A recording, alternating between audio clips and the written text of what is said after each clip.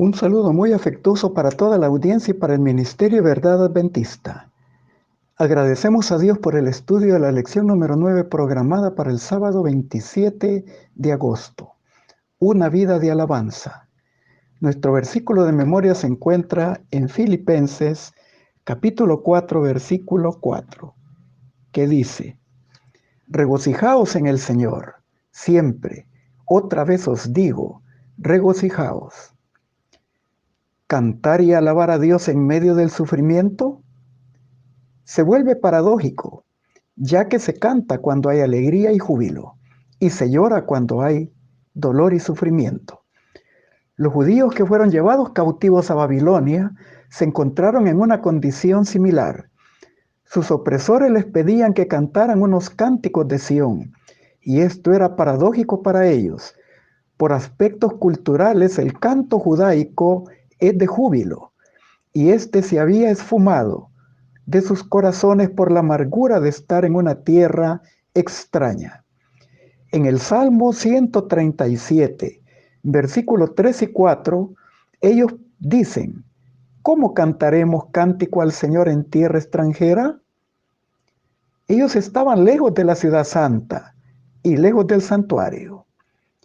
En la visión macrocósmica del conflicto entre el bien y el mal, la palabra del Señor presenta a Satanás como el originador del sufrimiento humano y también a Dios, en su carácter santo, como la fuente del consuelo y alegría y como la razón de ser de nuestras alabanzas. A pesar de que Dios creó todo bueno en grande manera, incluyendo al ser humano, le dotó de la facultad de libre albedrío para poder decidir servirle y adorarle o rebelarse contra su autoridad. Y aunque Dios en su misericordia haga salir su sol y dar su lluvia para que haya alimento y sustento sobre buenos y malos, Mateo 5:45, la realidad es que muchos de los seres humanos no reconocemos la manifestación misericordiosa en nuestras vidas, ni le mostramos gratitud, pero otros reconocen cómo Dios se ha impactado en sus vidas y le rinden un culto voluntario, consciente, inteligente y racional como el que menciona Romanos capítulo 12, versículo 1. En este versículo, Pablo usa la palabra griega latreia, que implica un acto de servicio religioso o de adoración que tiene que ver con la mente, la razón, el alma, y además de incluir la alabanza, y de forma más profunda demanda la consagración de una vida de pureza y santidad que se convierte en un acto de culto espiritual. Pablo contrasta el servicio ritual del santuario terrenal, donde se ofrecían sacrificios sangrientos, como una expresión de consagración, dedicación y adoración de parte del oferente, con aquel llamado culto racional donde el adorador se entrega como una ofrenda viva, santa y voluntaria a Dios, de forma consciente e inteligente. Y a esto Pedro también le llama sacrificios espirituales ofrecidos a Dios por un sacerdocio santo, por medio de Jesucristo. Primera de Pedro capítulo 2, versículo 5. Este tipo de adoración fue percibido por el rey Nabucodonosor cuando interactuó con Daniel y sus 3 compañeros y vio el testimonio de sus vidas puras y su notable desarrollo físico y mental, y también espiritual, como prueba que demostraba lo que Dios hace por aquellos que se entregan a Él y cumplen sus propósitos.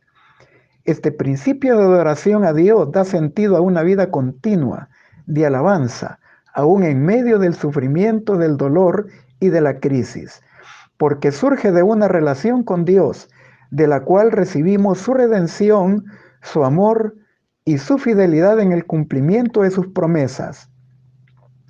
Y desarrollamos una fe perseverante que es refrescada a través de la alabanza. La alabanza, aun cuando no vemos un cambio en los hechos que nos causan dolor, puede transformar nuestra atmósfera, porque nos cambia a nosotros y a quienes nos rodean. Y esto nos ayuda a enfrentar los desafíos con una fe vigorizada y puesta en acción. En nuestro estudio nos concentraremos en 3 aspectos de la alabanza. 1. El efecto de la alabanza. 2. La razón de la alabanza. 3. La práctica de la alabanza. Finalizando con las aplicaciones pertinentes. Comencemos nuestro estudio con el efecto de la alabanza. El contexto de nuestro versículo de memoria nos lleva a pensar que Pablo, encerrado en una prisión romana, no estaba padeciendo de episodios depresivos, sino que estaba sentado frente a una mesa y escribiendo no en letra muerta, sino con una profunda convicción activa, palabras de ánimo a sus hermanos de Filipo. Sus palabras están registradas en Filipenses capítulo 4, versículo 4 al 7, donde dice: regocijaos en el Señor siempre. Otra vez os digo, regocijaos. Vuestra gentileza sea conocida de todos los hombres. El Señor está cerca.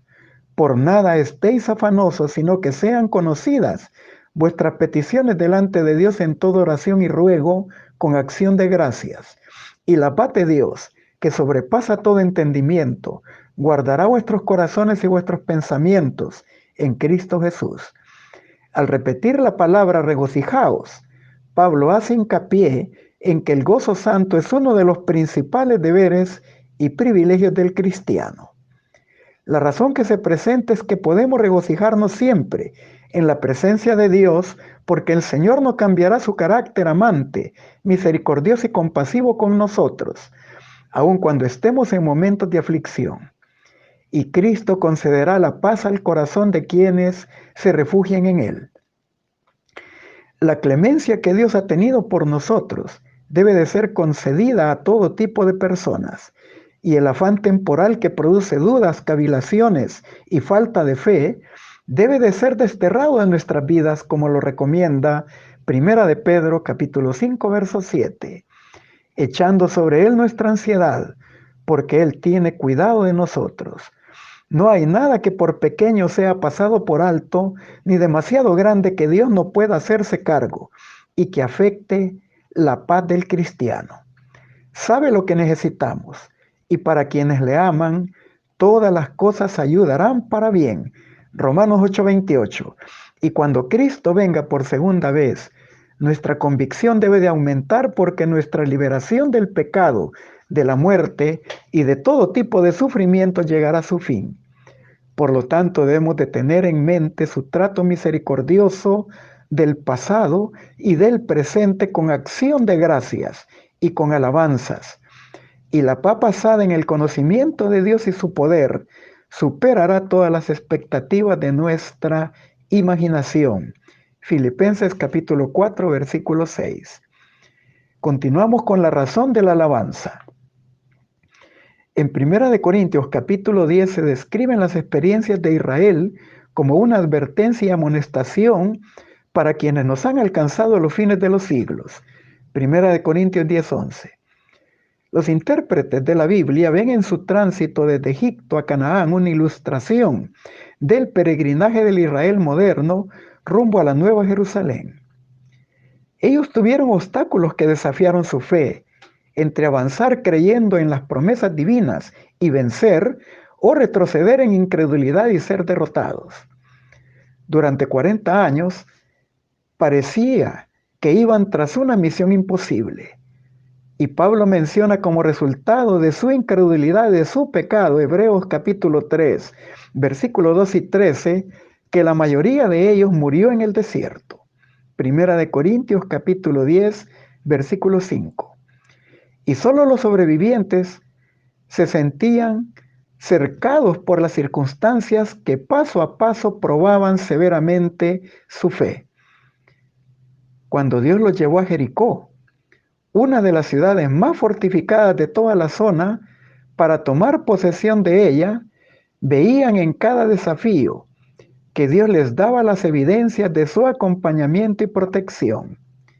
Ellos tenían que cruzar primero el río Jordán y luego derribar las murallas de la ciudad y coronar la victoria. Y esto en términos humanos era una misión imposible. Sin embargo, Josué envió 2 espías a reconocer Jericó, y ellos fueron protegidos por Rahab la ramera. Y ellos bajo juramento le prometieron que la liberarían a ella y a su familia. Josué capítulo 2, versículos 6 al 24. Y de sus labios ellos escucharon que el corazón del pueblo desfallecía de temor por causa de los ejércitos de Israel. Y esta fue la primera evidencia de que Dios les confirmaba la victoria. El pueblo cruzó el río del Jordán en la época de la siega, cuando las aguas desbordaban en extremo. Josué capítulo 3, versículo 15. Y Dios ordenó a los sacerdotes que marcharan llevando el arca y que avanzaran, y al mojar sus pies, las aguas del río se detuvieron y pudieron pasar en seco, dejando las evidencias de 12 piedras que sacaron del río como testimonio. Esta era la segunda evidencia de que Dios estaba con ellos y les entregaría la tierra prometida. Josué capítulo 3, versículos 13 al 17.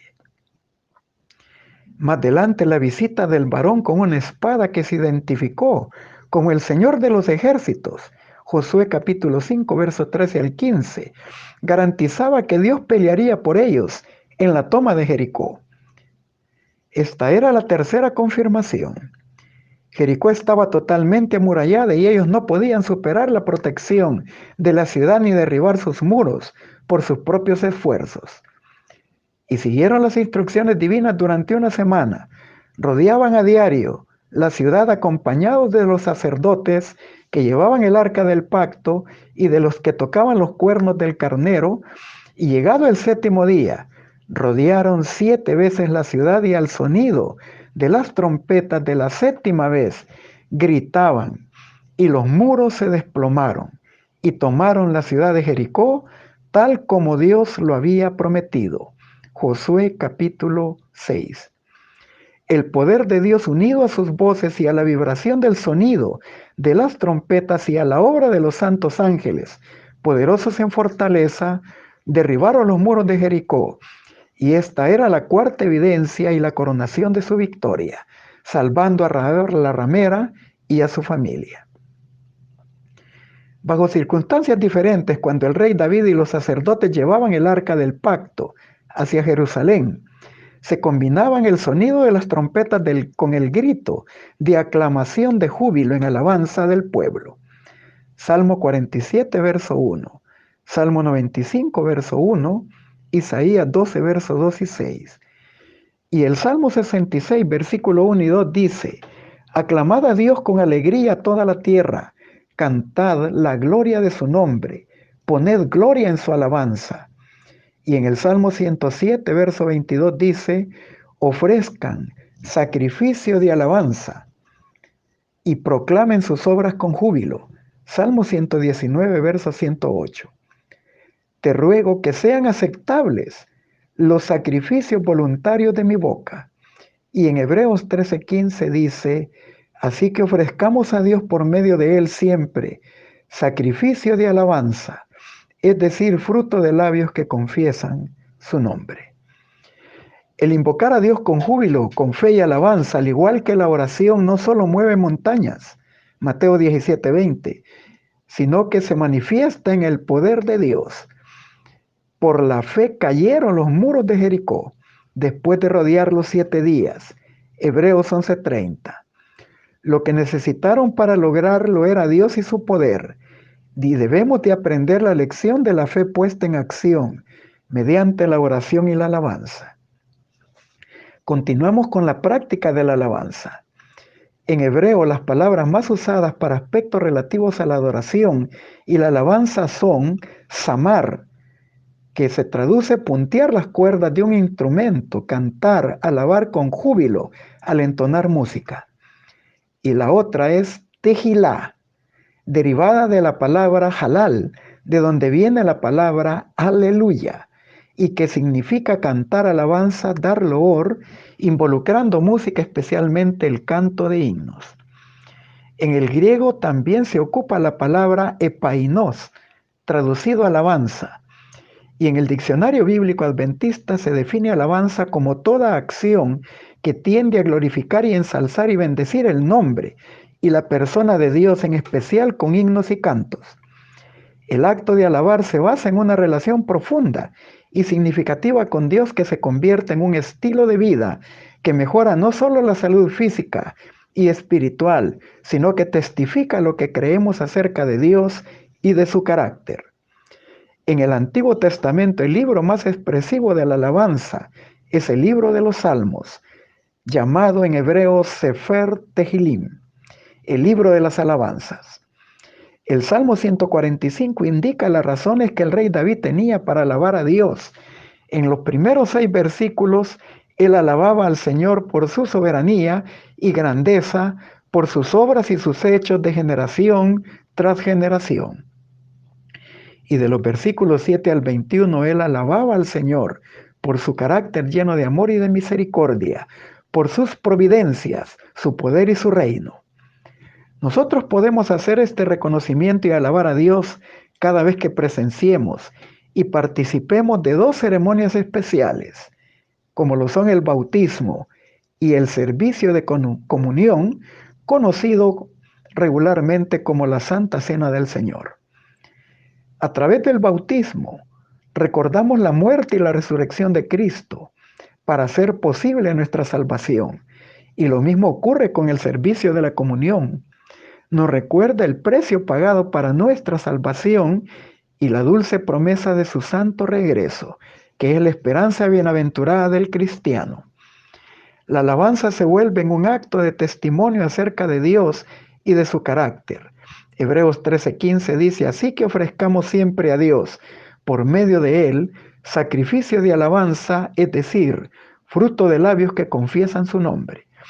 En condiciones extremas de prueba, tribulación y persecución podemos aún alabar a Dios cuando le conocemos por experiencia y confiamos en sus promesas y en su carácter, y cuando conocemos sus propósitos en favor nuestro, y cuando recordamos que ha sido un fiel Salvador y misericordioso sumo sacerdote que se compadece de nuestras debilidades, que no nos ha abandonado en nuestros tiempos difíciles y que nos ha prometido la victoria final en la conclusión del conflicto entre el bien y el mal, tanto a nosotros como a aquellos a quienes testificamos de su amor. Volviendo a la carta de los Filipenses, fue en Filipos donde Pablo y Silas fueron azotados, puestos en un potro y encarcelados. Cuando Pablo enfatiza al invitar a los cristianos a regocijarse, aún en medio de las adversidades y persecución, esto no era para él letra muerta, sino una realidad muy práctica. Y es en Hechos capítulo 16, versículo 16 al 34, donde se registra cuando Pablo alabó a Dios en condiciones de extremo sufrimiento físico, y esto impactó a los demás presos y aún al carcelero mismo. Ellos se asombraron que en lugar de amargura y maldiciones, entonaran alabanzas a Dios. Y Dios respondió enviando un terremoto de tal magnitud que las puertas de la celda se abrieron y el carcelero por un momento pensó que los presos habían escapado. Y conociendo que según la ley romana la fuga de un preso era penalizada con la muerte, pensó en suicidarse. Pero Pablo le gritó del interior de la cárcel diciendo, no te hagas daño, todos estamos aquí. Y a partir de ese momento la vida de este carcelero cambió para siempre. Temblando se postró a los pies de Pablo y de Silas, y sacándolos les dijo, señores, ¿qué debo de hacer para ser salvos?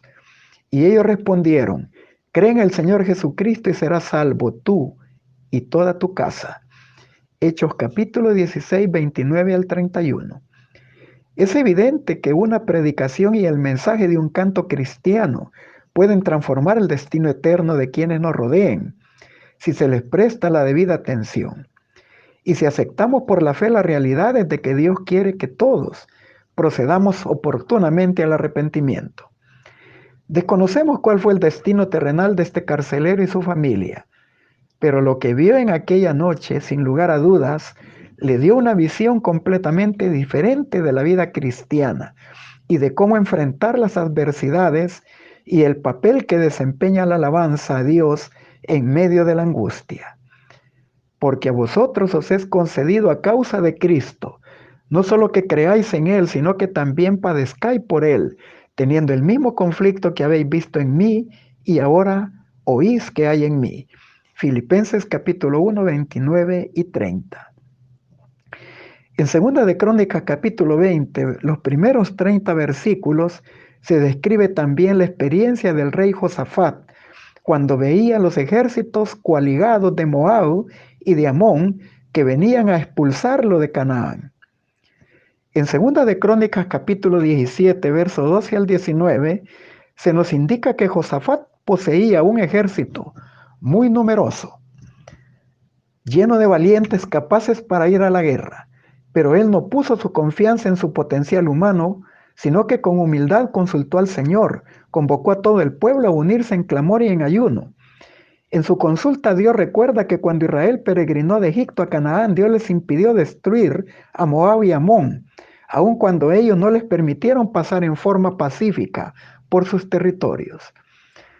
En Segunda de Crónicas, capítulo 20, 10 y 11.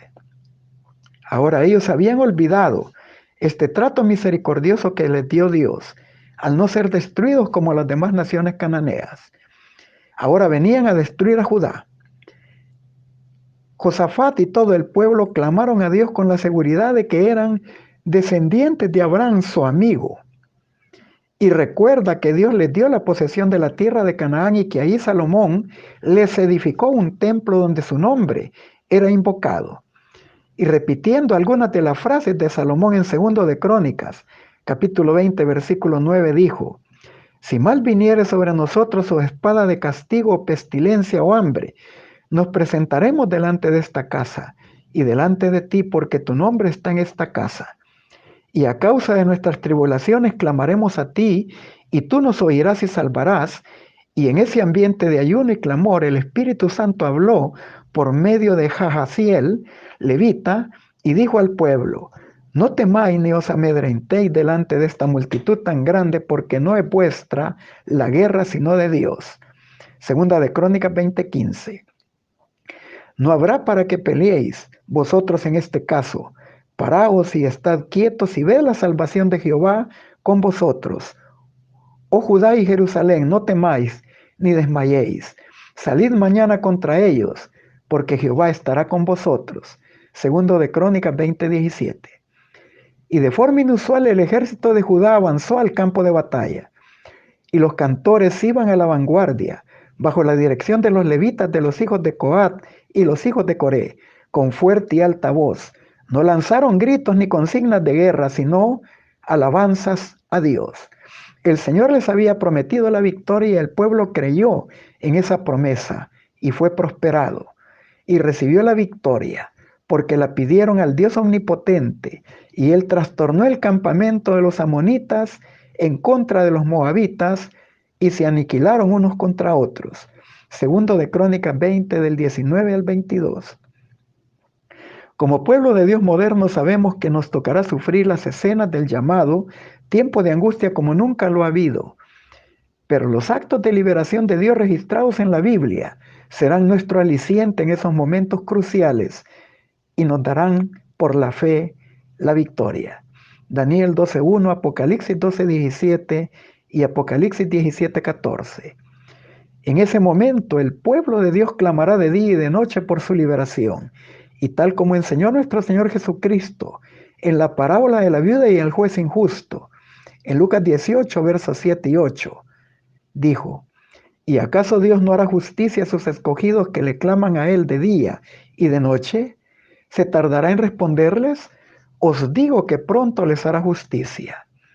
Y el Señor concederá la victoria total a su pueblo, y el mal será erradicado para siempre. Por lo tanto, debemos de alabar a nuestro Dios. Finalizamos con las aplicaciones pertinentes. El Señor desea que mencionemos su bondad y hablemos de su poder. Se le honra mediante la expresión de la alabanza y agradecimiento. Él dice: el que sacrifica alabanza me honrará. El Señor anhela que la gratitud brote de nuestro corazón, porque nuestro nombre está escrito en el libro de la vida del Cordero, porque podemos poner nuestros cuidados, todos, sobre Él, el que cuida de nosotros. Él nos ordena que nos regocijemos porque somos la heredad del Señor, porque la justicia de Cristo es el manto blanco de sus santos, porque tenemos la bendita esperanza de la pronta venida de nuestro Salvador. Palabras de vida del Gran Maestro, página 240 y 241. Nuestro Dios es poderoso. Vi que cantar la gloria de Dios muchas veces ahuyenta al enemigo y alabar a Dios lo derrota y nos da la victoria. Carta número 5 de 1850, Su voz, educación y uso correcto, página 454. Nuestro Dios, el creador de los cielos y de la tierra, declara: el que sacrifica alabanza me honrará. Todo el cielo se une para alabar a Dios. Aprendamos el canto de los ángeles ahora, porque podemos cantarlo cuando nos unamos a sus resplandecientes filas. Digamos con el salmista: alabaré a Jehová en mi vida, cantaré salmos a Dios mientras viva. Alábenle los pueblos todos, oh Dios, alábente los pueblos todos. Testimonios para la Iglesia, tomo 5, página 298. En visiones de la noche pasó delante de mí un gran movimiento de reforma en el seno del pueblo de Dios. Muchos alababan a Dios, los enfermos eran sanados y se efectuaban otros milagros. Se advertía un espíritu de adoración como lo hubo antes del gran día del Pentecostés. Veíase a centenares y miles de personas visitando las familias y explicándoles la palabra de Dios. Los corazones eran convertidos por el poder del Espíritu Santo y se manifestaba un espíritu de sincera conversión. En todas partes las puertas se abrían de par en par para la proclamación de la verdad. El mundo parecía iluminado por la influencia divina. Los verdaderos y sinceros hijos de Dios recibían grandes bendiciones. Oí las alabanzas y las acciones de gracias. Parecía una reforma análoga a la reforma de 1844. Consejos sobre salud, página 582. Les deseo un feliz sábado en la presencia del Señor.